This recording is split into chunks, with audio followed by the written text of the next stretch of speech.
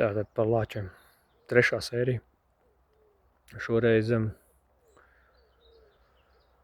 kā saka, materiālu radīja šorīt izlasītās tukuma ziņas redakcijas Sleja, kur tiek apšaubīts šis uzbrukums Seimas pagastā Sēņotājiem. Nezinu, man nenāk kāda apšaubīt, bet vienkārši es iztirzāšu tos mistiskos argumentus, ko min tukumu ziņu, tātad žurnāliste, sauksim tā. Ja esot sazinājušies, kur tur pašvaldības policijai, ko neesot reģistrēts gadījums, nezinu, varbūt. Bet šeit atkal tiek meklētas sazvērstības teorijas. Vissmieklīgākā man šķiet tā, kad par visu varu kāds grib dabūt atļaujas lāču medībām Latvijā.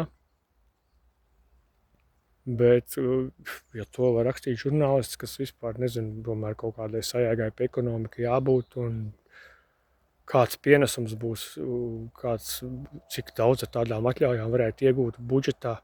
Un pirmkārt, tas tiks noteikti valsts regulēts, tas nebūs privātās rokās. Es vispār, un vēl viens arguments, lai apšaubītu šo Seimas gadījumu, tiek minēts, ka diez vai no lāča ar zaru varētu atgaiņāties.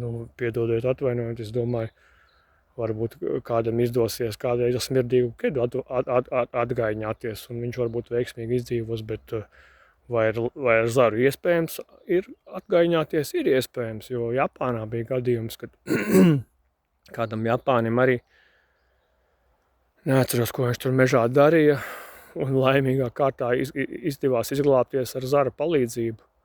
Jā, tieši zaru. Viņš pat tagad ir neliels biznesu uztaisījis, viņš tirgo tādas nūjas. Viņš mēģinājis, teiksim, atdarināt to